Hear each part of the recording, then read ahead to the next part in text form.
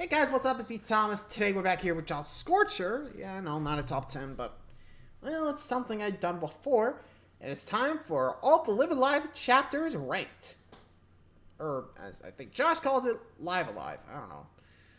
I always called it Live Alive since I'm pretty sure you can say either way, but I actually played this game to completion, so you guys know what I know.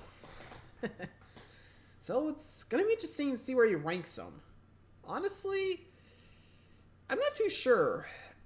I think the last one's got to be Beepo because, well, the robot one, it was definitely the last because, well, this is definitely a headache. More so the fact that not a lot happened, to be honest. I mean, it was a psychological thriller, but considering the game, I don't know. Best? My favorite? Hard to say. I would definitely say either, I don't know, I guess the Shifu one. That was fun, definitely. Okay, so it's either Shifu in China or Wild West with Sundance Kid, or aka Killer Joe for me. Honestly, they were the most fun to play with, and the jokes, definitely fun. But anyway, let's see where Josh ranks them and see what's going on. So be sure to like, subscribe for more. Hope you enjoy. Let's go. A while back, I played the Nintendo Switch remake of Live Alive, debuting in 1994 and developed by Square Enix. This RPG told 7 distinct stories spanning across 7 different time periods, all tied together by one ultimate baddie, the Lord of Dark, Odio, and his several incarnations. It was originally a Japan-exclusive title, but it grabbed the attention of a lot of Western gamers thanks to fan translations, and one of the game's tracks, Megalomania. If that sounds familiar, it's all starting to make sense. Fortunately for us, the demand was enough to constitute keeping the hype for this game alive. I get what I paid for my team, whether I like it or not. And in the summer of 2022, the world was graced with the global release of Live Alive. Each new chapter definitely gave me something to think about, some for the right reasons, others not so much. Oh, well, we'll get to that later. So I decided to try something a little different and rank each chapter from favorite to least favorite. I'll be ordering each chapter based on the following factors: the main character's personality, role in story, and gameplay. If we're stuck with them, gotta make sure we like them, right? What each chapter's gimmicks and themes are. This is especially important since they're all based on different timelines and genres. How are the supporting cast and villains? The atmosphere for each chapter. Does it make you feel like you're actually there? And finally, the length and content, i.e. is its shortness too short, or is it so long that it feels like padding? That out of the way, let's get to it. Here's how I rank each chapter for Square Enix's Live Alive. Here we go. Number 9, the worst of the worst. For those that don't know, Live Alive, along with Earthbound, is one of the games that Toby Fox credited as the inspiration for Undertale. Particularly, one chapter of Live Alive is an obvious inspiration for Undertale's pacifist, neutral, and genocide routes. With that said, fuck Twilight of Edo Japan! Okay, I'm getting ahead of myself. Yeah, calm down. Fuck! So, you are the shinobi Oboromaru. You have to use your ninja skills to rescue a VIP.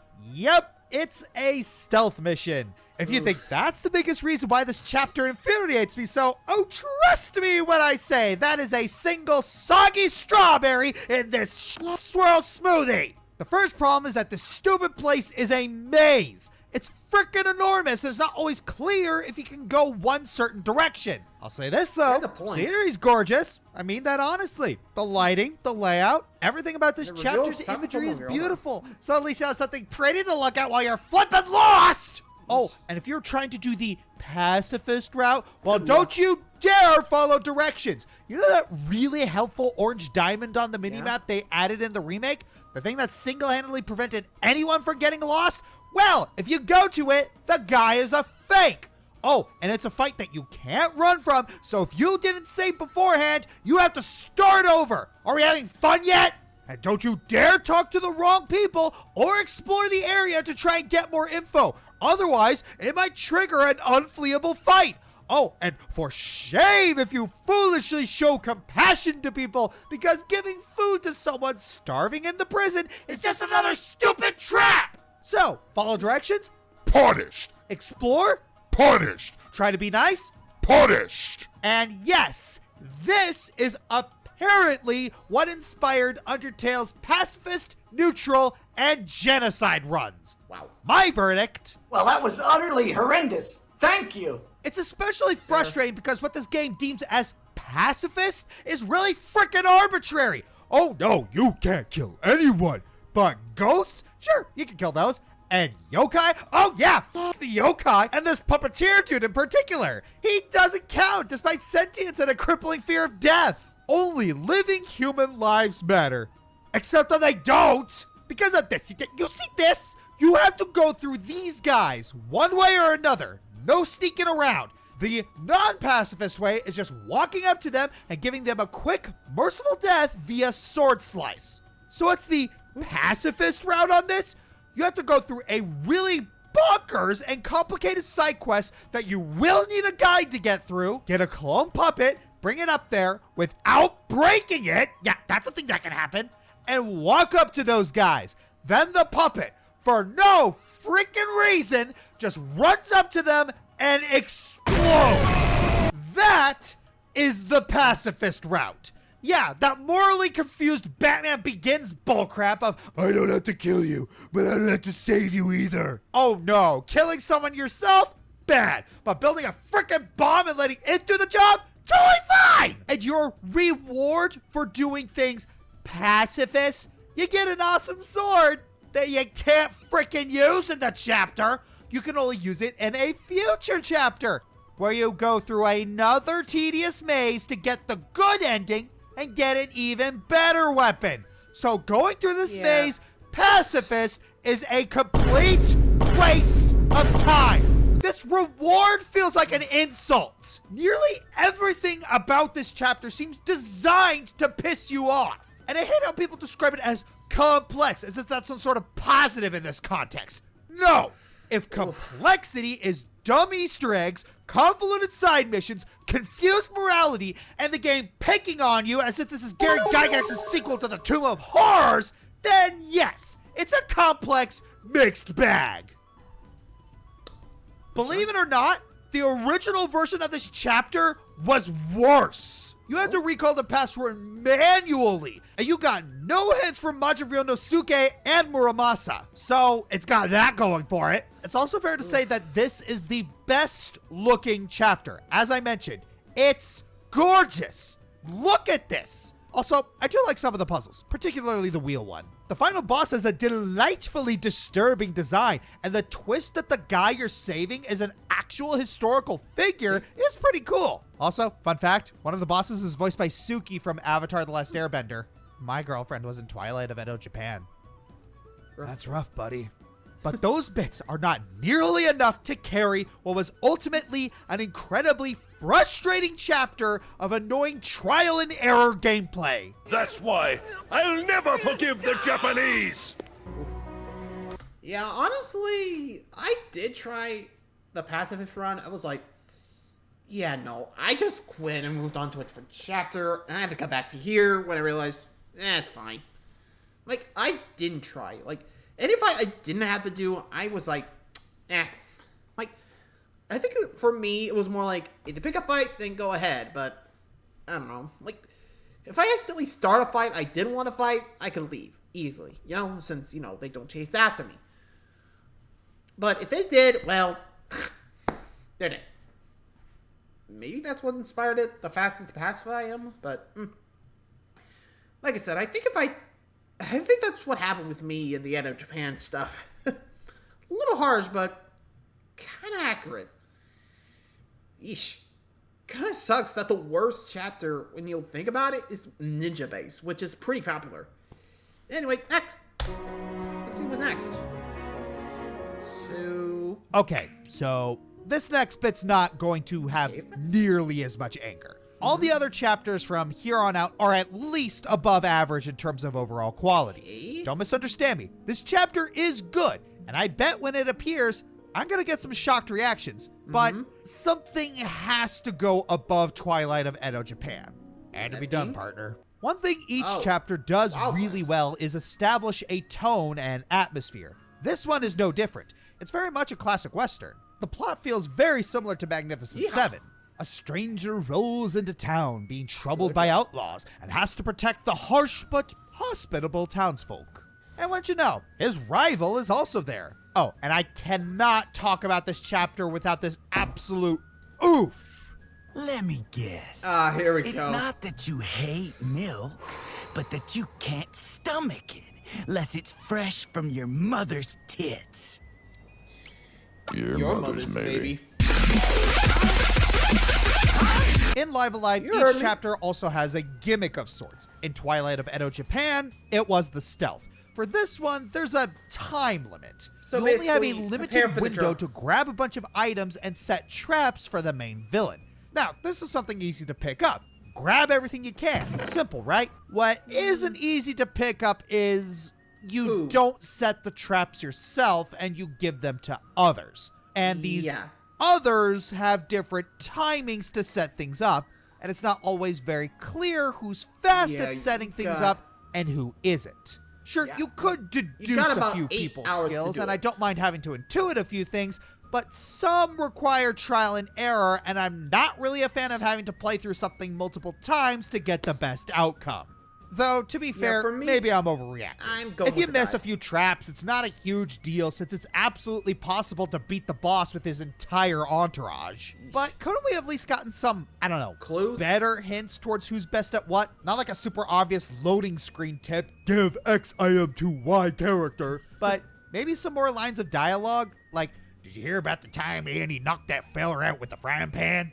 I guess I'm just mostly annoyed that this chapter feels more fetch questy and combat feels like an afterthought. Again. You can only end this chapter at level 2, which makes spoilery bits more of a pain in the butt. At the very least, the actual boss fight is still great.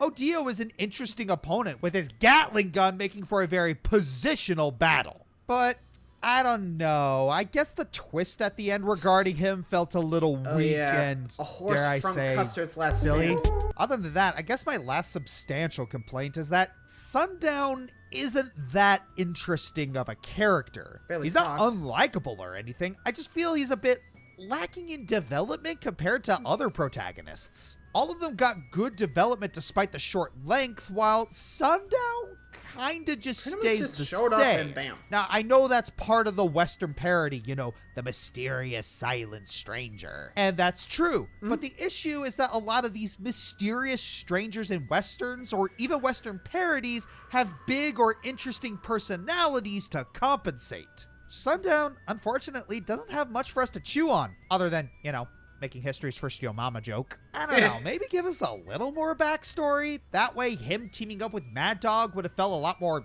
significant. We're told it's there's in a the back of the rivalry, day. and there's a bit you can theorize if you squint harder than Clint Eastwood, but it just isn't enough. Honestly, I think I might have just sabotaged myself here, because this was the first chapter I played, and it's honestly not a think great this is one my to first start completed with one. when learning Oh, wait, how no, the that was game Jack. works. Okay. Because look how the chapter is structured. Maybe if I played it later, I'd have more positive feelings like the rest of the fandom, but I don't know. Yeah, I think for me, it was more. I had a guide, so I knew where to go. So Well, now that we settled the age-old question of cowboys versus ninjas, it's time to decide if Freddie Flintstone and his merry crew can rise to their own occasion. Here comes Yes, Prehistory. we're going back in time to the Stone Age, where no words are spoken and the gorillas make fun of us constantly. Prehistory is probably the simplest chapter in the game, and consequently, the best chapter to start with. You are given Yeah. characters with simple movesets, and AKA it Pogo. eases you into the combat with a tutorial or two and the ability to lay traps, something that becomes very important in other chapters, as you know. Prehistory, in and of itself, is Really a goes to pretty show ya. harmless romp. It has a simple premise. An Oonga Boonga boy meets an Oonga Boonga girl, and then spends the whole time protecting her from a tribe of Oonga Boonga woman sacrificers hoping to get his own rocks off. No, rocks isn't a euphemism, it's the Stone Age. Come on, guys. Duh. Yeah, okay, it's a euphemism. Look, sometimes the rock puns don't fit too well, buddy. You want the package or not? Your main character, Pogo, is a pretty good starter protagonist, too. He's what you'd expect a teen caveman to act like. He doesn't take anything seriously and runs purely on instinct. And when he sees a hot girl for the first time, he acts as any lusting teen would. In the Stone Age, I need to preface that. He goes to large lengths for her, too. Getting exiled from his village, infiltrating the enemy tribe's village, single-handedly defeats most of their warriors, and defeats the strongest warrior solo twice for her honor. One thing I find really cool about this chapter is the lack of dialogue. Everything is told in gestures and grunts. And You'd pictures. think it'd be hard to understand, but it works. Also, trying to figure out how to craft was a fun little game to intuit. The upgraded hardware makes this even easier to enjoy. Makes it fun to watch, even with the potty humor being a bit grating at times. It is probably the most classic JRPG of the chapters in theming and story. I do have a couple of nitpicks though. One, the humor. While it can be smart humor on occasion, like how the healing song is annoying, but the hurting song sounds pretty, it also gets a bit cringy. Yes, I'm talking about the part jokes. Like Master of Disguise, it only works twice and then fails the rest of the time. 2, the environment is pretty ugly. I know, it's the Stone Age. It's hard to make wastelands pretty, but they did it well in Wild West, kind of. 3, this one's definitely a bit more of a grind fest. I mean, I'm sometimes okay with Grindfest, but the infantile humor and bleh visuals don't make it super bearable. There's also a really unfortunate bit that happened with the localization. See, love in Japanese is I. So at the end of the chapter, when Pogo is making I to Baru, he shouts the word. The idea, and also joke here, is that the only communication people have done up to this point is grunting and gestures. The first word ever spoken in history is supposed to be love. A neat idea to contrast the name odio, which in Latin means hate. Well, the issue is that they left it in the original Japanese. So he's just shouting I all the time, and it's never given any actual context other than him finishing the chapter. Similar to Wild West, Prehistory is here because of the process of elimination. There's gotta be something that goes into the number 7 spot. Part of it was the lackluster visuals, but it was mostly the infantile humor. Does that make me petty? Yes. Yes, it does. Want to get the rock out of here? Rock yeah. Yep. Yeah, fair. I don't remember much from the game time, so... Present day. Present time. With the semi-obscure anime reference out of the way, let's talk about present day. In this chapter, you play as Masaru, a young man aiming to be the very best. Now this is no one ever was. No, martial artist. Fine. Naturally, he has to prove this by fighting a bunch of other people all across the world. So, yeah, as you can tell, this is a Street Fighter parody. This would normally be the part where I talk about the flaws, but there really aren't any. This chapter has its surprises, and it has a great I think tone. with most It's of just it's kind of the a plus. others reach much higher emotional peaks. It's completely solid. It does its job. 7 out of 10. This is easily one of the more unique chapters in terms of Is there combat. You don't have any items, experience, or even other party members. Every it's battle just is an 1v1. intense one-on-one duel, so you really feel And the the more you weight win, of the more moves you every get. action. That's the thing. Each of your opponents make use of signature moves, and it's incredibly satisfying to learn them for yourself. They're all really fun I think I have characters to as well, remember, being you gotta parodies of let this real-life happen. wrestlers and martial artists. What you Plus, gotta they're do? all really good sports about losing, so the gut punch at the end hurts all the more. Yeah, the villain just up and murders every single fighter and mocks the main character for not having the gonads to kill them. And when you do fight him, it's wicked hype. Being able to use the moves of your fallen opponents makes the feeling of avenging them so satisfying. And yeah, we don't get to spend as much time with Masaru as I would like so we can learn more about him. I empathized with his righteous fury at the cold-blooded murders. Okay, I changed my mind. There is one flaw with this chapter. Odie O'Bright is such a stupid name. Oh, look, the evil murdering martial artist names is Odie O'Bright. Top of the morning to you laddies. My name's Odie O'Bright, and I'm gonna kill you all.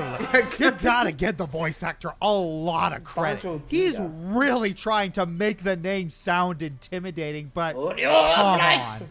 There's no saving something as goofy as Odie O'Bright! But enough of me being mean. All in all, this chapter is incredibly short, but it never overstays its welcome. The whole thing can be finished in less than an hour, but it manages to cram so much good stuff in.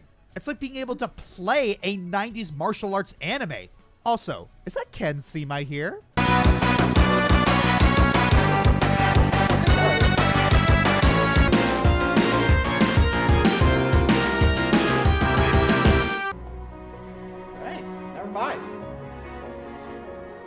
definitely enjoying this One of the best things about this game is how good it is at keeping you on edge with what can and what will happen. Prehistory and Twilight of Edo Japan are softer in tone, which makes the turning points of Wild West and present day more jarring. It works vice versa by giving us less tense chapters after the harsh ones. It's important to keep that in mind when taking a step into Imperial China. The premise of this chapter is that you're a Shifu looking to pass his martial arts wisdom onto a successor, as his own days are numbered. He finds 3 promising proteges, a gluttonous yet durable young man, an agile female bandit, and a frail pickpocket with budding potential. You spend your time with them, training their strength, bulk, and speed each day. And who knows, perhaps the one you train the best will prove to be your greatest achievement. Despite being the Kung Fu chapter, the combat aspect of this game is weirdly kind of light at the start. You only encounter a few enemy types all around, and most of the chapter is spent on training your students. Well, training. I don't want part of beating them up daily increases their stats, but hey, I'm not the martial arts master. Who am I to judge? The lack of variety does contribute to some of the later fights in the chapter being really drawn out and repetitive. There are a few unique enemies at the end, but why couldn't we get those sooner? That's really my only complaint with this chapter, though. Everything else is spot on. The visuals of this chapter are impeccable. Everything from the airy mountains to the saturated greenery of the bamboo forest and the cultural aesthetics of the villages. The Shifu's house and the palace of the indomitable fist. It all looks so good! Oh, and don't even get me started on the music.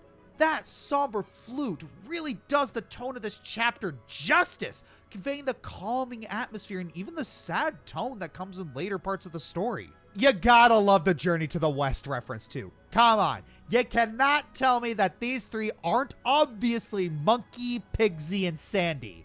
Okay, you probably can if you look up the wiki, but that's cheating. Go study culture or just watch OSP, but yeah. But those aren't the only animals in the room. The big elephant that stomps all but one takes the highlight of this tragic tale. The Indomitable Fist. If you play this chapter blind, you probably wanted to spread out your training, give every student an equal chance to get stronger while still maybe favoring one over the others. It makes it so much of a punch in the gut when you find out the one you trained the most is the only one that makes it out alive.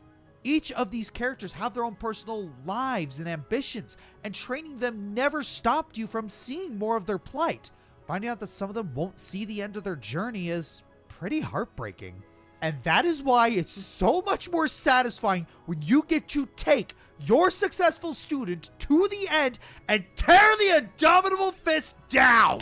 It's definitely a strong chapter on the aesthetic and emotion. Although, let's face it, once you know how the game chooses which ones live, it becomes a matter of deciding which ones die. So you chuck all the training on your favorite while leaving the other 2 to starve. Kinda mean.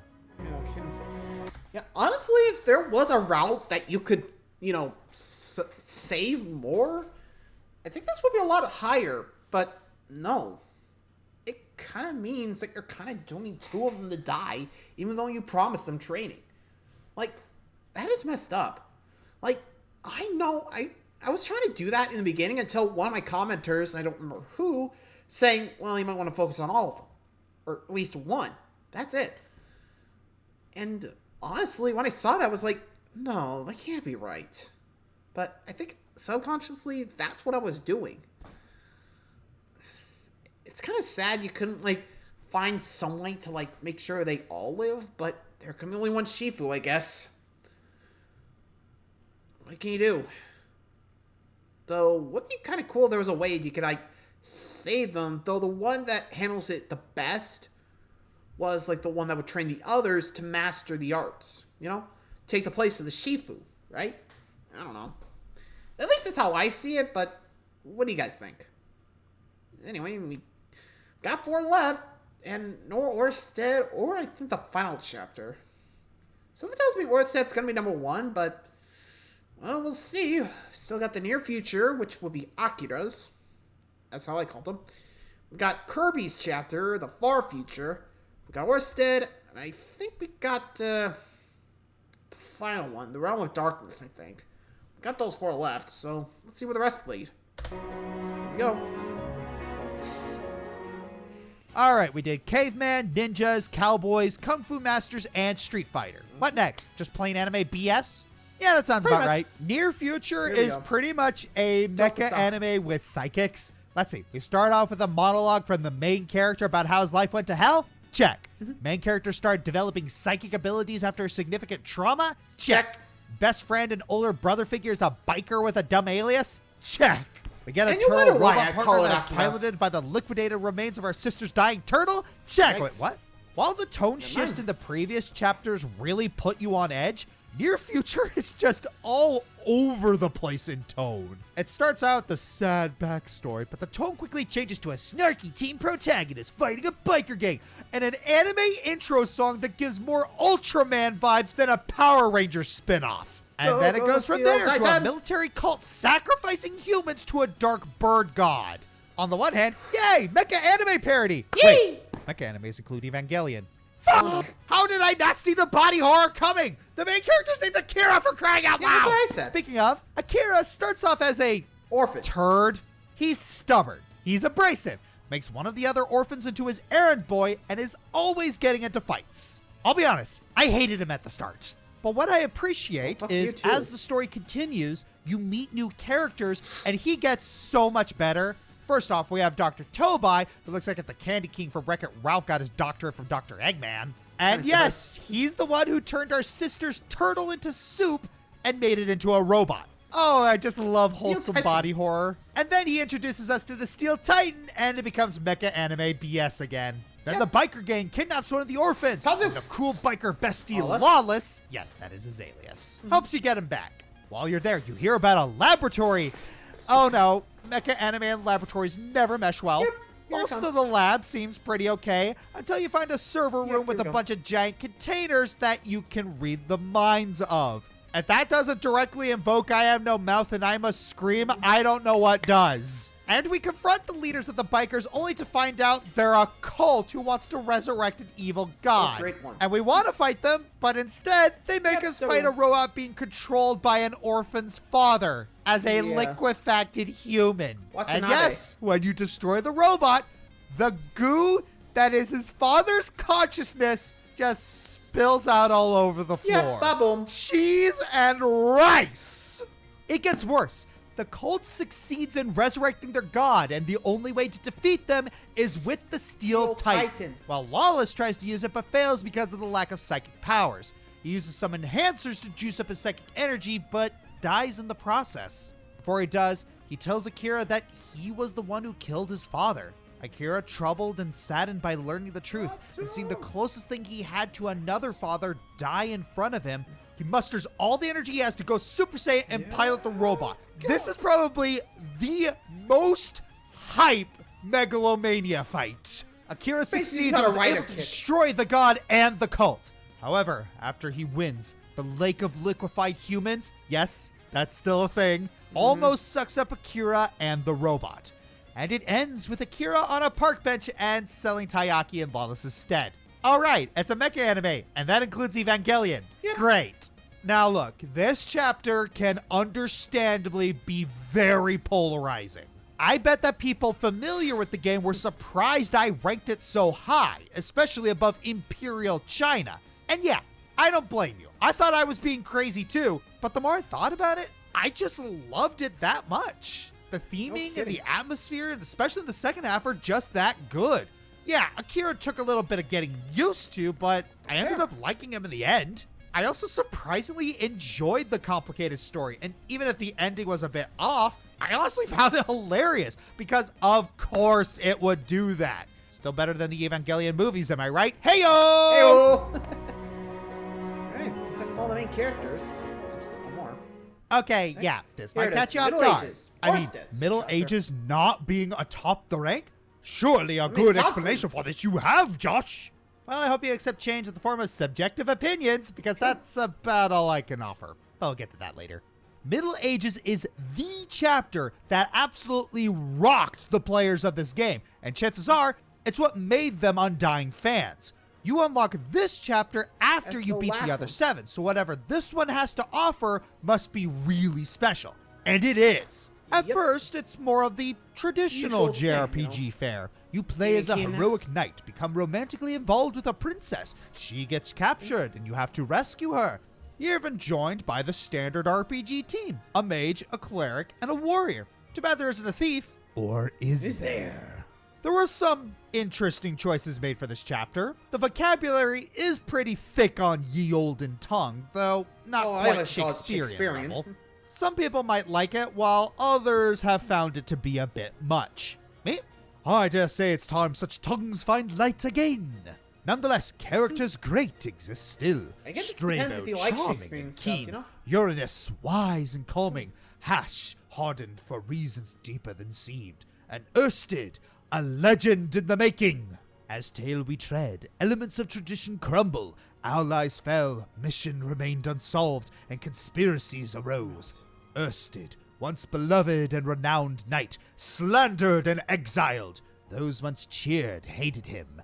All that can be done is scour hope remaining and reminders of comrades. Look ne'er lesser forward, for the love of Princess Alethea is worth the struggle. Marching on, frightened knights our hero tramples. Demons did he slay, steps he traces back to the summit of the Lord of Dark. Sweat on his face, blood on his sword, bring him where it does. A confrontation with old friend, traitor, and rival of love for the princess. Incel that Strabo, accused Ersted of arrogance and pride after Alethea tormented by his delusion and entitlement. No loyalty is there to pay for, as Ersted slaughters the foolish fiend. However, all is not well afterward. Nope. Distraught, One last trick. Alethea grew resentment for Ersted's sloth. Pity Strabo she did for his false dedication. Hope of Ersted perishes before his eyes, as the princess's life she did renounce. No aid of friends left to seek, no people gone. left to appeal, no home to return No to. love. Ersted surrenders to the bounding chain like a helpless dog. What all reviled him as, he became. The darkness, the Odio. sin, the hate. Odio. So, understanding this I am, imprudent mage cocked in olden era, brought upon generations of paradox, carving path for lineage of malice, drawing breath of dying from imposter Hulk Hogan. Such as live alive, my good people. Twisty vocabs aside, I think it's clear why this chapter got the acclaim that it did. On top of being a strong subversion to a story tradition that lasted even now, it really drives in how tragic of a story our main character goes through. Even more painful that it feel all bad for happened in Ersted, like- one day. That's how far the world is from where I am. Just one bad day. If Imperial China is a gut punch, this feels like it's ripping your heart out and stomping it. Ersted's voice just nails the climax. Darkwates, you killed it. We really feel the despair Ersted goes through after all he lost. A lot of my problems with this chapter he got are played by mostly Strasberg. nitpicks. The random That's the encounters problem. plus the backtracking can get a little annoying. It's also a bit weird that Ersted never defended himself after accidentally killing the king. He just stayed silent. I mean, to be fair, realistically speaking, nothing would have changed. But again, realistically speaking, anyone would have said something. And I know that it's supposed to serve the whole silent protag doesn't speak until the big thing at the end, but it's still jarring, especially because before this, we hear him speak in combat. If they wanted to maintain the illusion, they should have kept him silent through those parts. I guess my biggest annoyance and what brings it down to number 3 for me is, dear Lord, does this chapter love repeating previous cutscenes over and over? Hey, Square, I'm not an idiot who needs to be spoon-fed previous lines being recontextualized. This chapter can be finished in less than 3 hours and I don't have the memory of a goldfish. But me overreacting aside, an amazing chapter with an iconic gem of a twist. Even with today's culture of it's still incredibly effective. Top that with the mountain's refined atmosphere and a remix of Demon King Odio, almost truly faithful to the original, and we got ourselves a highlight in a museum of reanimated cult classics. Amen. Yeah, that really brought it up. Okay, number 2. According to my colleagues, Cube is best waifu. That's a tone setter. How often do you see sci-fi horror actually having a great focus on characters and themes? Sure, it's fun to hone in on the scary aliens and creepy AI, but what about the humane aspects? You know, the actual basis to fear these threats to begin with. I think that's a big part of what makes the Distant Future chapter so interesting. In this chapter, you play as a little support robot helping out with tasks around the cargo spaceship Kogito Ero Sum. Yeah, on the nose as usual, alive. On the ship, you meet crew members like Rachel Klein, Kirk Wells, Huey Trumbull, Corporal Dark. Ace Attorney, I'm sorry I ever made fun of you. The longer you stick around, conflict sparks as crew members are slowly but surely getting picked off one by one. It's up to the little robot to investigate the strange happenings around the ship. As an homage to pillars of sci-fi horror like Alien and 2001: A Space Odyssey, this chapter excels at tension. The way it builds fear and suspense through the lack of music, the dark corridors of the ship, and the mystery surrounding every crewmate's well-being. There wasn't much of anything in your face at the start, but it sets up really well once the behemoth enters the scene. You only get brief moments encountering it, but the paranoia, knowing it can pounce you anywhere, dealing with sudden roadblocks, and again, barely any music, you mostly just get howling and footsteps. It's just, Metroid Fusion would be proud. Yeah, that's a definite Granted, the behemoth is kind of easy to avoid, so there isn't any big strategy other than running into the nearest open room to avoid it. So we're not quite Alien Isolation levels of complexity with the hiding mechanics, but really, if that's the biggest complaint I have with this chapter, that's a sign how excellent everything else is. And yeah, funny names aside, characters are really good here. They're all fleshed out and each have their own personal needs and conflicting motives. Makes for some pretty intricate scenes when they're manipulated into doubting each other. Deliberately or not, it's a testament to how humans overcome their weaknesses and differences in order to trust each other and survive. The emotions on display here are also incredibly varied. There's dread, excitement, sadness, silliness, seriousness, feel-goodness, utter creepiness, courage, prejudice, growth, hate, and love. Yeah! You really see the whole human spectrum in this chapter. A very good basis taken to the final confrontation against OD-10. Yeah, the twist is kind of obvious if you watch any sci-fi flick ever made about AI, but the motive is what makes it work. OD-10 expects the best from humanity, which is why it can't compute with the crew being so uncooperative. Every character plays a part in that reasoning, which makes the narrative feel all the more sound and complete. Overall, very tight chapter that's able to convey both masterful use of thriller and the depth of various characters. Ironically, it does feel the most thematically humane out of all of them. Even if the chapter is fairly light on combat, what few you do get are enjoyable enough to add icing onto this beautiful bottled cake. Also, points for some of the most clever use of fourth wall breaking I've seen in a while.